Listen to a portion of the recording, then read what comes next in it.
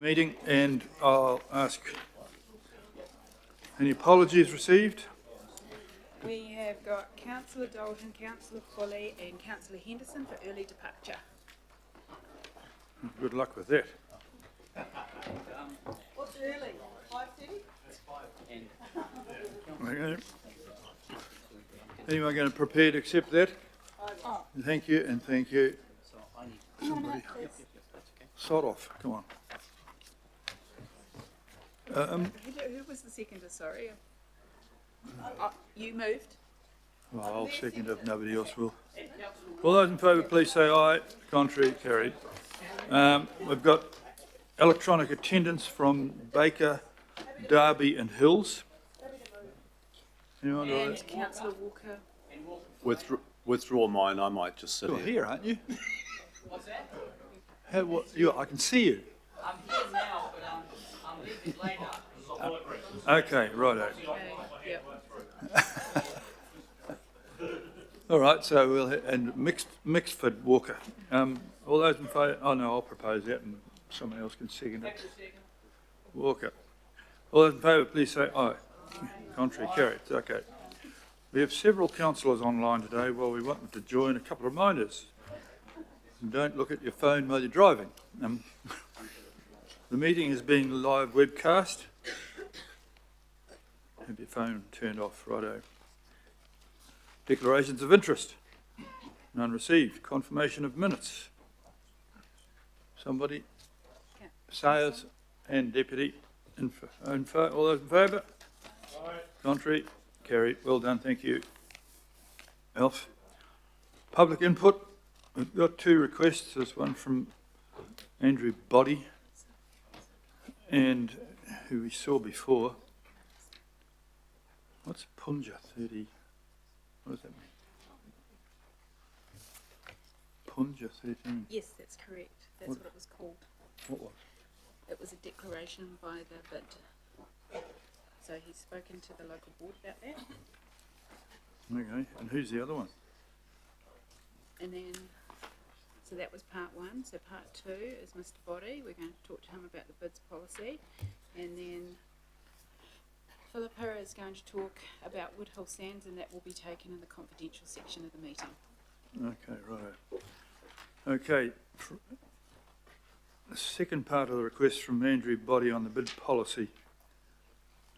He spoke to the board, local board on Tuesday. You got 5 minutes. Where are you, Andrew Body? Thank you. Thank you.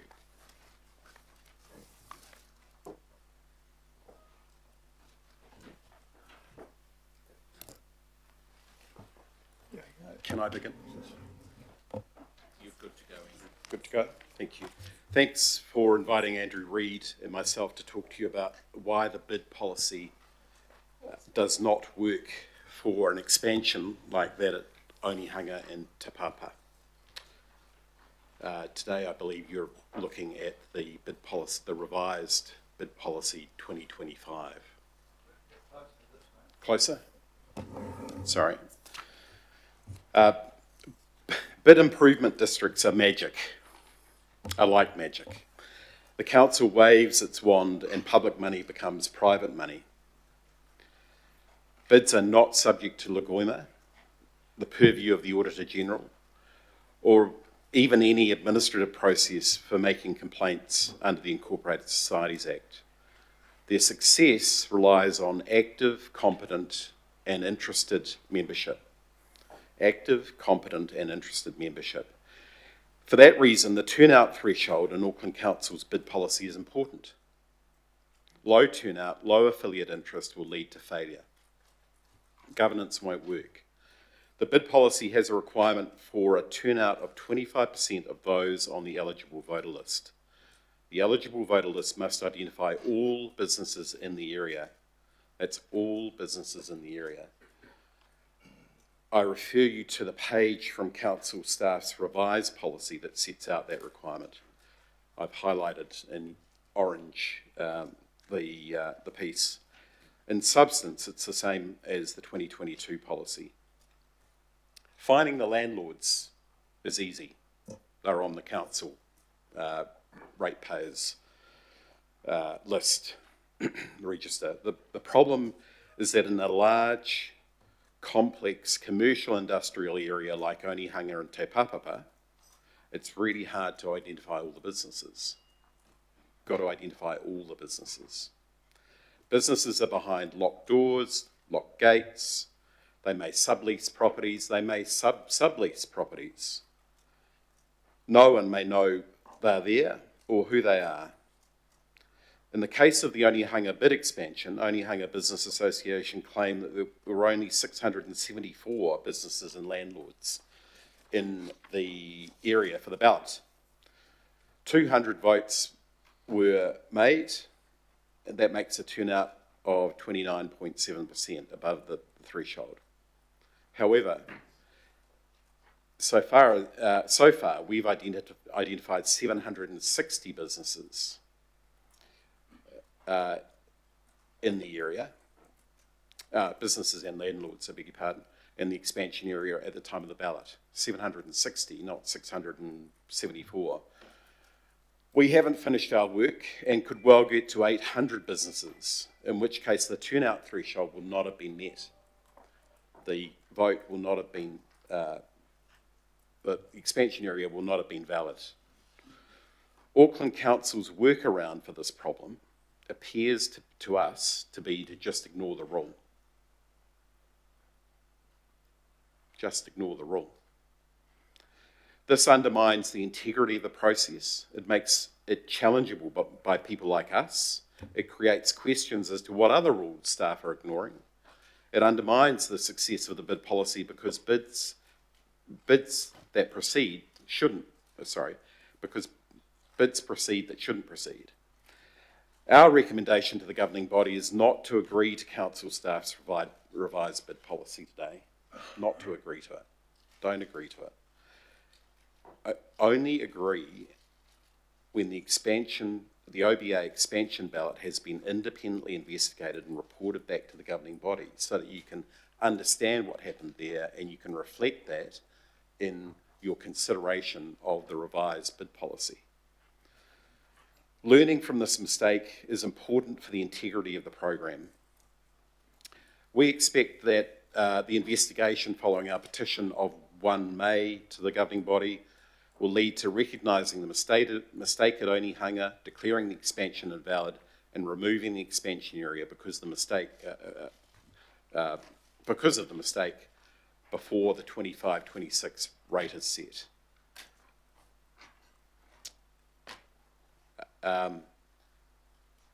We expect that the investigation will lead to enforcing the 25% threshold rule properly for future expansions. Don't let staff not enforce the rules.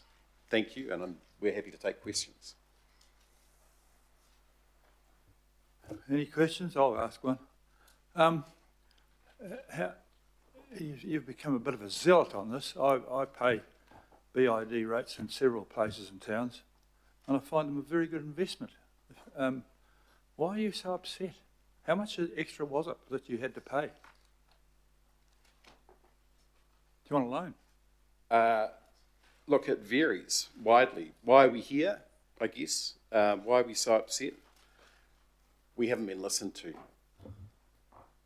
That's the short answer to that question.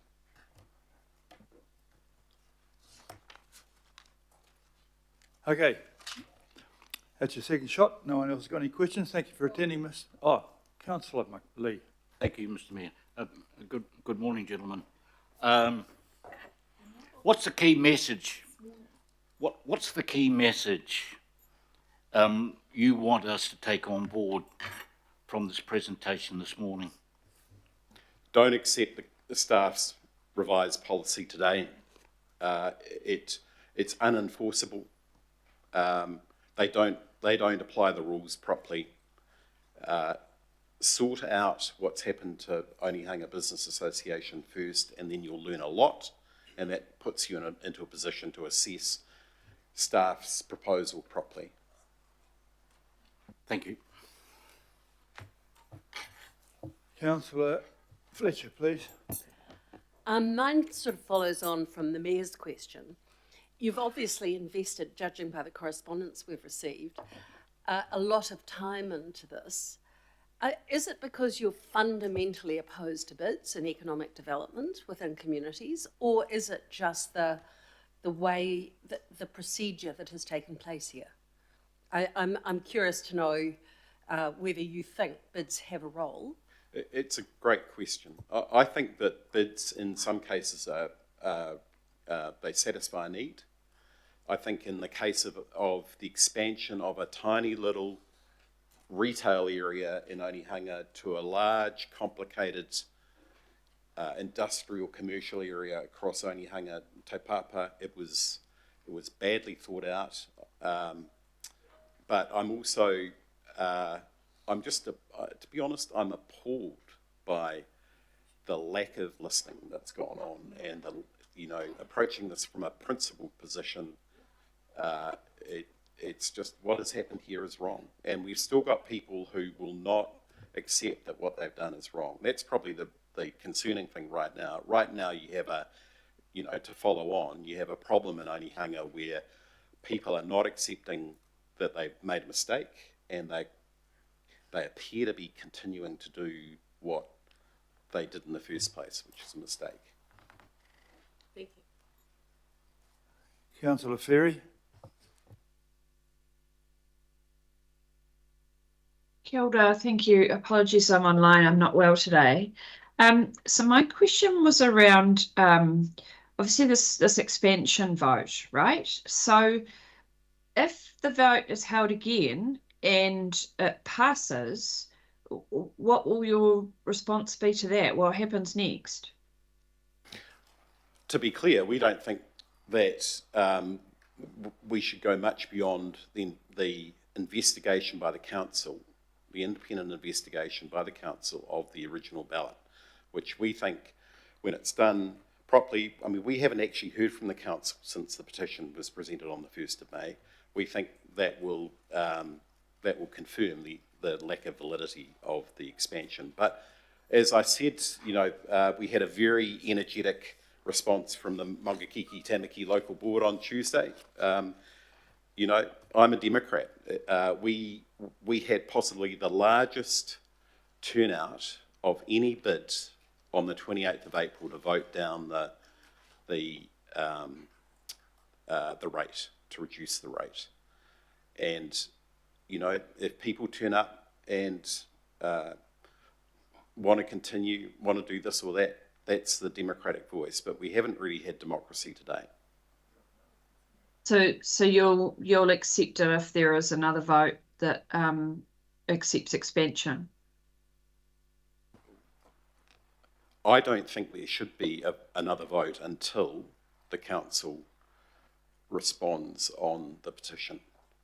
But if the council responds and says, no, we think it was valid, after talking to us because we have new information, there's a vote and the vote says, let's continue the expansion area, that's democracy. So I guess my last question, thank you, Chair, is just sort of the repercussions here seem huge for this business association. And I guess, how will you sort of feel about it, I guess, if the association can't continue at all because of this situation? It's a good question. I'm wondering about the solvency of the association at the moment. I think that they've done things and entered into commitments that may create an issue. But the most important thing in Onehunga is not the Onehunga Business Association. It's people getting on and living their lives and doing business. What we have in Onehunga, Te Papapa, Penrose, Mount Wellington, Panmure, as I call it, it's the gem of business in Auckland. It employs a lot of people, and having high rates is not good for it. I do note that they had the largest fall in retail sales in the last couple of months, so while all this is going on, so perhaps it's not working too well. Councillor Sayers. Yes, first of all, thank you, gentlemen, for coming in and talking to us and fielding the questions. My question is based on experience. Very similar situation happened in Warkworth, where there was a business association that wanted to become a bid.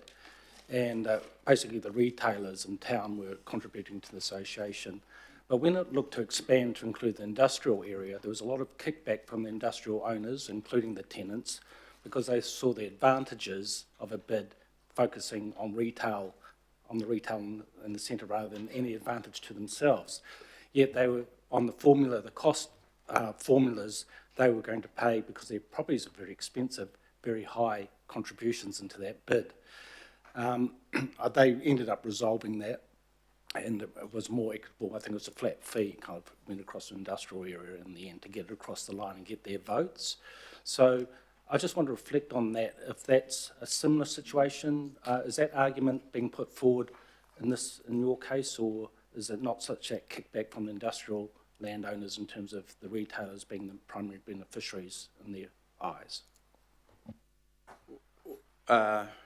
We think that there are over 800 landlords and businesses, unique landlords and businesses in the Onehunga Tapapapa area that was in the expansion area.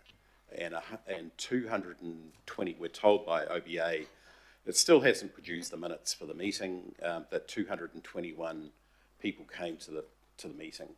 So 221 businesses and landlords were represented, 150 odd, sorry I haven't got the number in front of me, voted to vote the rate down. I think there's a lot of concern about value for money.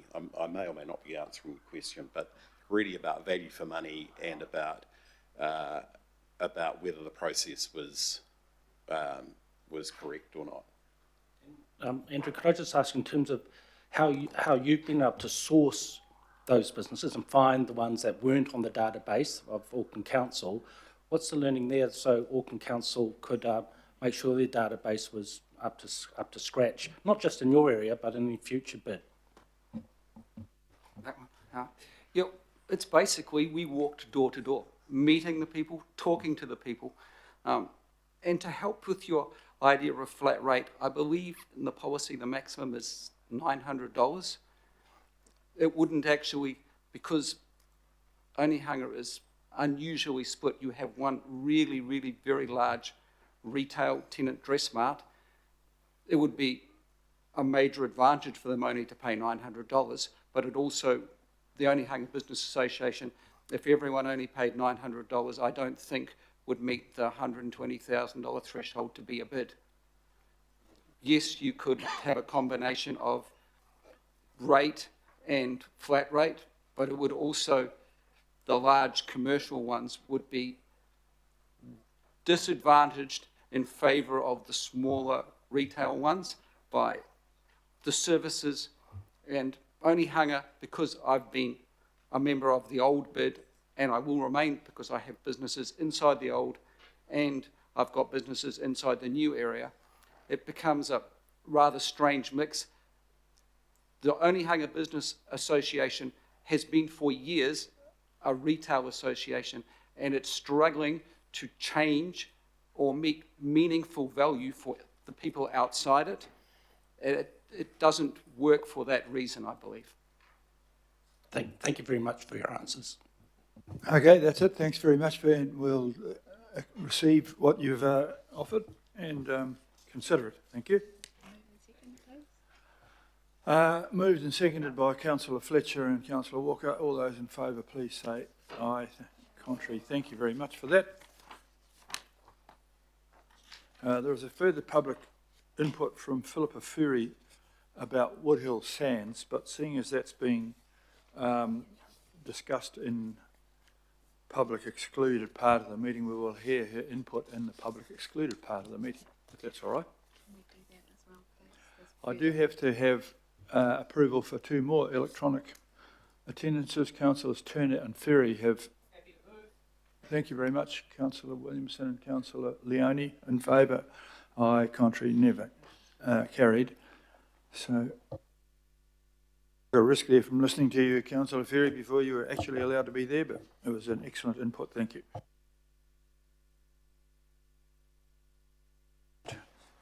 No extraordinary honours. Status update on action decisions from the governing body. Item 7. Thank you, Deputy Mayor. Thank you, Councillor Sayers. All those in favour, please say aye. To the contrary, carried. Right, we've got